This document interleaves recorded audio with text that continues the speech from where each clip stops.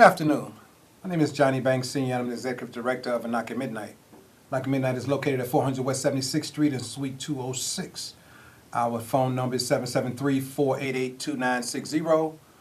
You can also view our website at akamworks.org. It's great to be back for another 10, 13 weeks of just sitting and talking with the viewing audiences as we kind of have a kickback in your living room and me here in the studio and just deal with some of the issues of our time, some of the things that hopefully we can dialogue and discuss, and it will break a log jam in your thinking, that it will increase your ability to be productive in your life, look at some of the things that are going on and deal with it from the perspective of progressing towards something better instead of digressing towards something worse.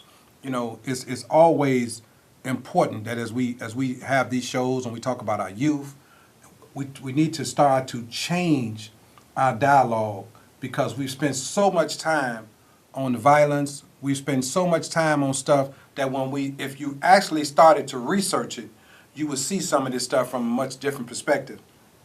And so this evening, I want to talk about a few things, bring a few things to light that maybe we could dialogue and discuss in terms of our youth, in terms of the things that's going on in our country, to some of the things that's going on around this world.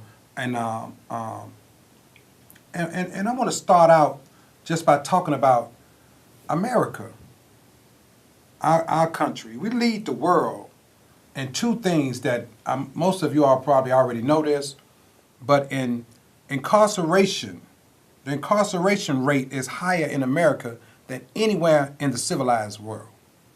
Also, America spends as much on their defense budget as 26 combined countries when it comes to spending money. So America deals with the incarceration of its citizens and the war or defense or military in relationship to is dealing with other countries, how it's perceived.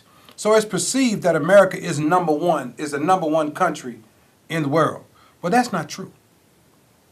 There are so many countries that are ahead of America in terms of their ability to be productive, in terms of how they deal with their citizenry, in terms of how they deal with goods and services.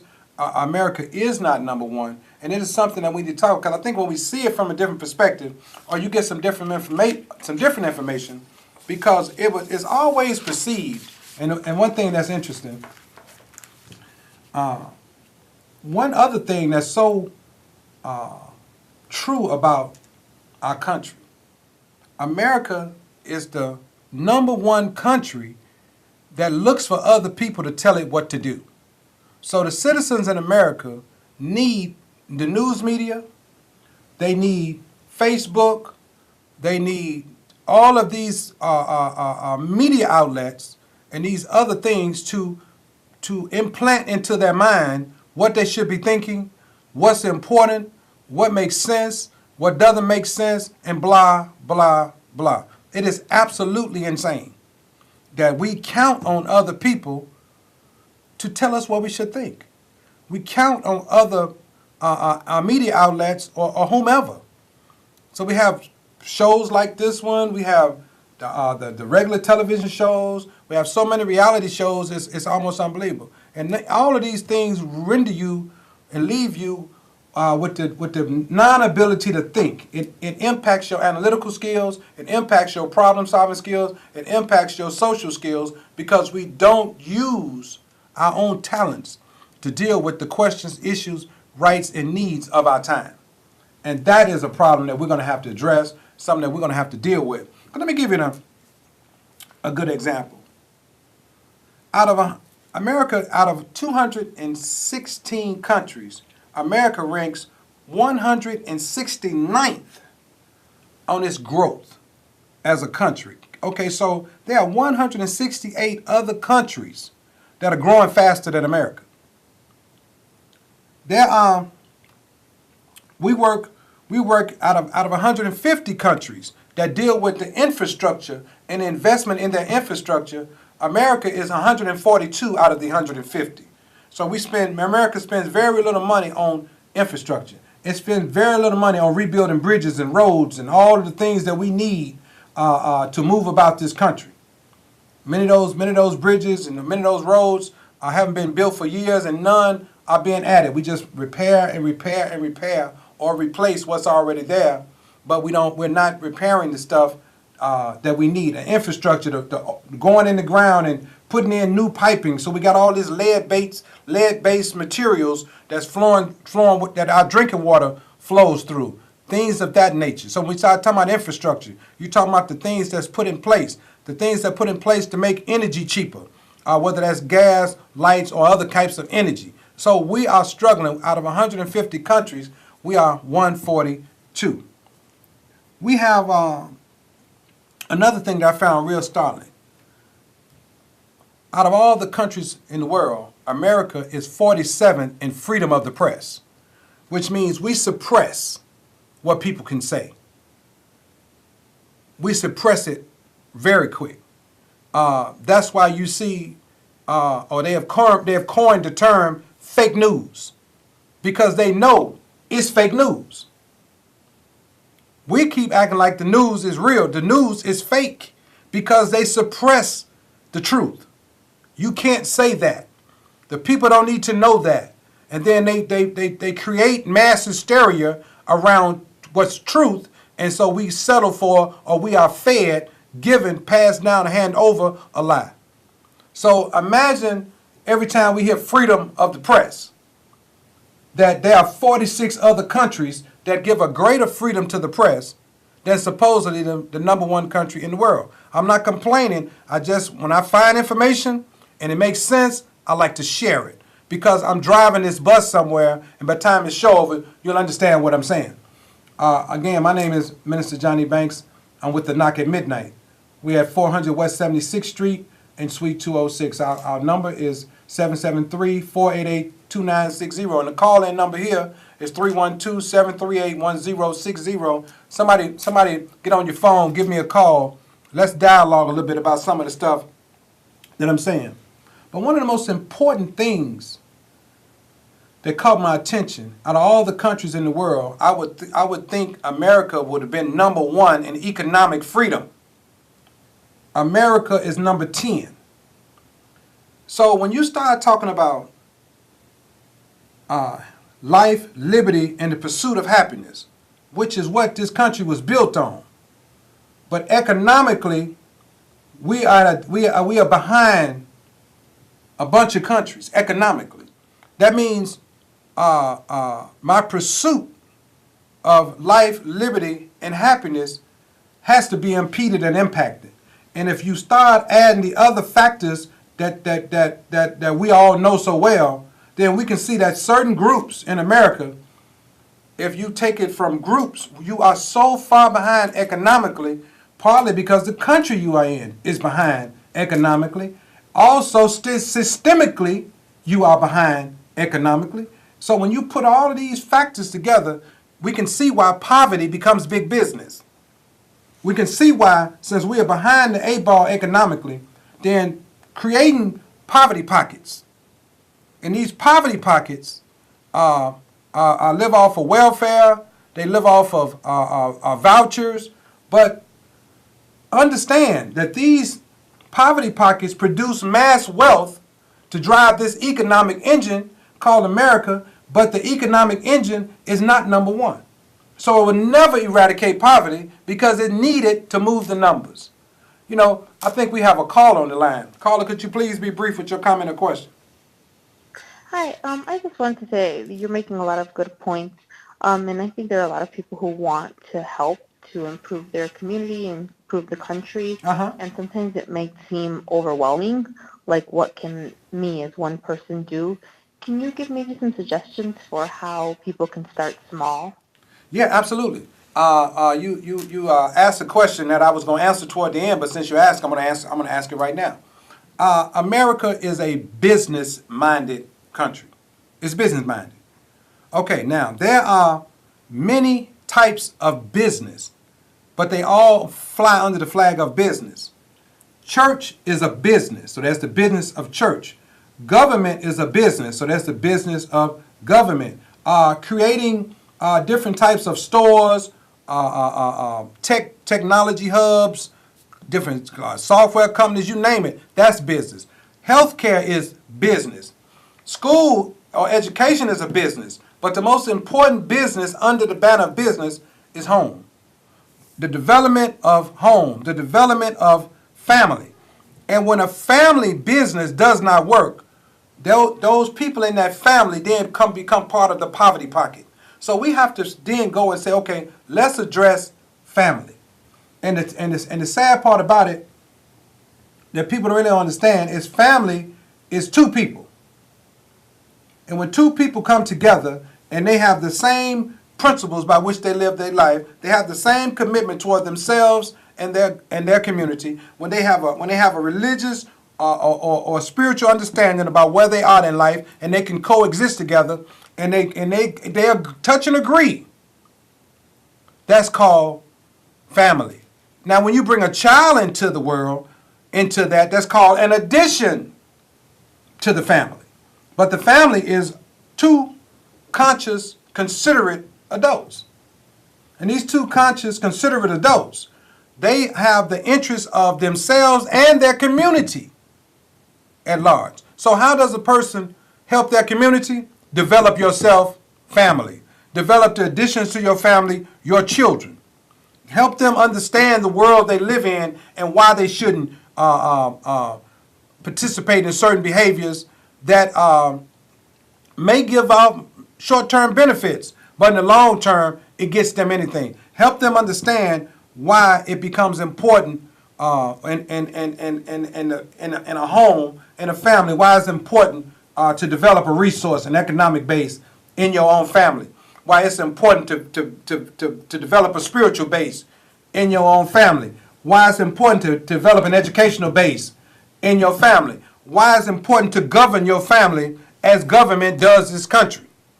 Those same principles that I'm talking about, they govern this country. You have to govern yourself and govern your family by those principles. So, young lady, I would say to you, it's important that people learn and understand the spiritual aspect of themselves, the sociological aspect of themselves, the business and ecological aspect of themselves, the psychological or clinic or health laws that govern them, the biological realities that two people deal with, and the anthropological or educational realities that people deal with. We're not dealing with this stuff.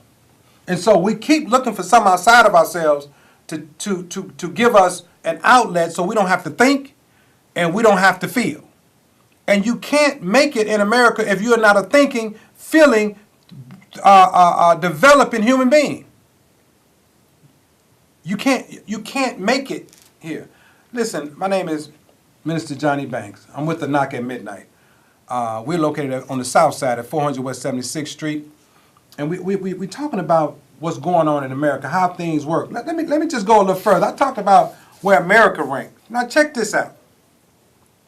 If you do a little bit of research, you'll find out a few things about Chicago that they would like for you to know.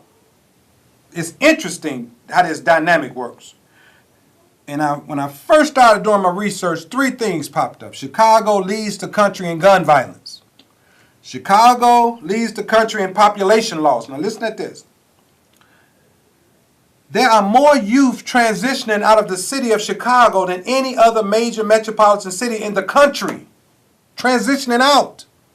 So there's a staggering number of young people between 18 and 24 who are leaving with no intentions of returning. They are leaving because of opportunities in other places. A small percentage is violence related, but most of it is for opportunities as they have started to better themselves and create an environment for themselves that is more productive in another place. That's what that is. So we got a lot of young people that are leaving the city. And everybody would like to say, no, they're leaving because of the violence. I said, no, that's just not true. Now, Chicago leads in gun violence. But per capita, they don't lead in murder. So we have some gun issues, like, as everybody's been saying. We got gun issues that has to be taken care of.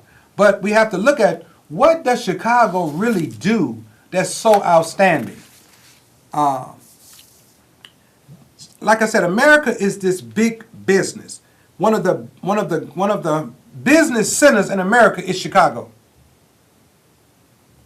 So if you live in Chicago and you're raising a child, and the child is going to school in the city of Chicago, that child should go to school, if they're going to stay in Chicago, and they should go to school and they should take business-related courses. They should take technology-related courses. They need to take stuff that's around economics and finance if they're going to be in Chicago. You will be employed. Period. Chicago is, in terms of its business employment, is just like the healthcare business. If you're a nurse, it's almost impossible to be out of work. If you have some finance background, some accounting background, some software background, anything that's related to business, if you have the education, you will be hired. Let me give an illustration. In America, Chicago ranks second for being the home to the international headquarters of major corporations. That's big business. So we got so many international companies that are here that know there's only one city that's beat Chicago out in that. And when you start talking about worldwide, we rank number 7 with international businesses. So what am I saying here? We have been listening to the wrong thing for so long, we just take it as what it is. Chicago is violent. Now, Chicago is making money. We need to recalibrate our thinking toward the production of that money, and how do we get the things we need to be into part of that. And is it just about starting a business where they want us to be entrepreneurs? Now, be educated. No, we ain't selling socks out the trunk. No. We're going to be educated so that when it comes for, let me give you an illustration. When it comes to software development, Chicago is the number 8 city in the world. So we can't keep playing with PlayStations. Not when we live in Chicago and the software developers are right here looking for a trained and an educated workforce. Why can't all children be trained and educated to deal with some of this new technology?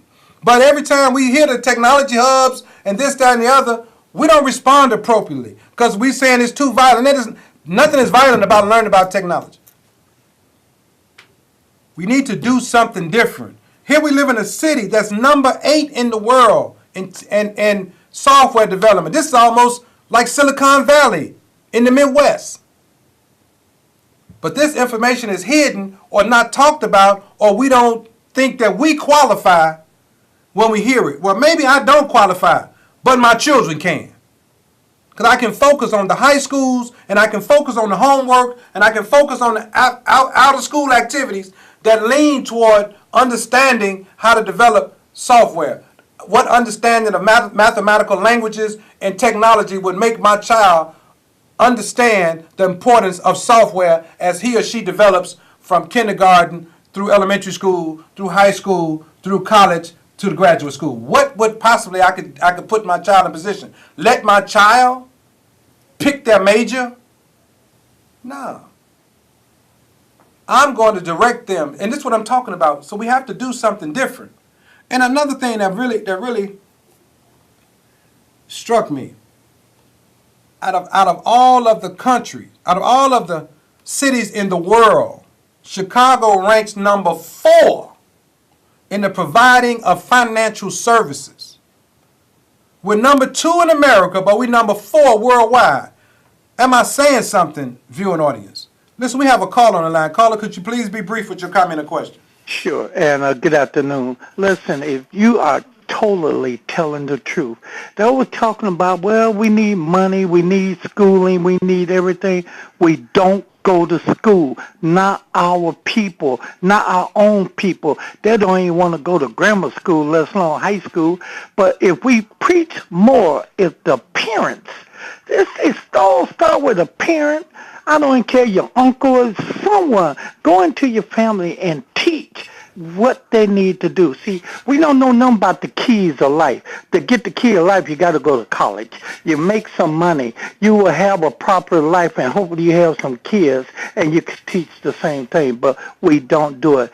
My God, you are really telling the truth. I don't want to hear none of that mess. Tell Donald Duck to send me some money and all of that. We need to send people to school so they can learn this stuff. Let me get out there. Thanks for taking the call. Let me hear your response. And Colin, thank you. I thank you for your comment. But you know, we are taught how to make money, but not how to use money, because money is to be used. So when we start talking about Chicago is the fourth city, number 4 worldwide when it comes to the financial services that spins this wheel. Unbelievable. So this stuff is all around us. And it's time for us to take a different look, take another approach, show more appreciation for where we are, not be so afraid of the things that are happening, because they're not happening everywhere. And I think it's very, very, very important that as we move forward in what we're doing in the city, as we move forward in what we're doing in our communities, we got to start thinking a little bit differently about how things are done, what's available right here, and how do we move on it. Yes, I'm just as concerned about the violence. I'm just as concerned about the lack of resources. You know, but Harriet Tubman said she could have freed more people if they only knew they were slaves. We could probably get more things done if people knew they weren't educated. Because you go on Facebook and get information, read a book. Go in and do some studying and do some research. Find out what's being built in your community. Find out what's happening in the city of Chicago. Find out what the new services or programs or whatever is earmarked toward where you live. Get involved in the positivity of the development of yourself and your community. And then some of the other stuff will pale into comparison because of the knowledge you're gaining, because of the insight that you're starting to have as you continue to develop a future and opportunities for yourself and opportunities for your family. Because if you can get some opportunities for yourself and some opportunities for your family, then your cup can flow, and it can flow at some point over where you can bring other people into it and bring them to a level of consciousness that they may not be at right now. You all, this thing that we're struggling with is on us. We can't blame other people. We can't point the finger at anybody. Now it's about me and you doing what we're supposed to do for ourselves. That's real. And we are not doing it right now, and it's really sad. Let me go a little further before the show is over. So we got Chicago, second in international headquarters of major corporations, second in the financial services business, and number 3 in software development. We don't even have to be trying to figure out anymore what our children should be going to school for. They should be developing their business acumen. They should be understanding the ways, the means, the methods, and the mores around business. How does it work? What is a business? Why is a business? How does this business work? That stuff is real. They need to understand minutes, records, accounts, and receipts.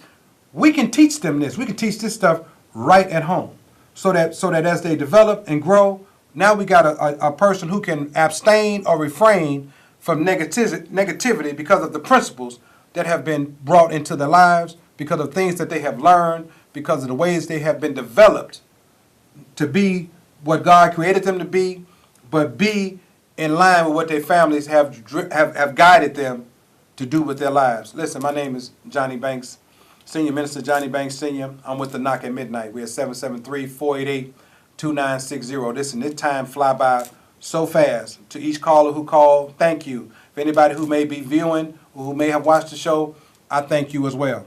As we close, I would just like for you to be mindful that in the darkest hour, truth and knowledge are the way. Good night. God bless you.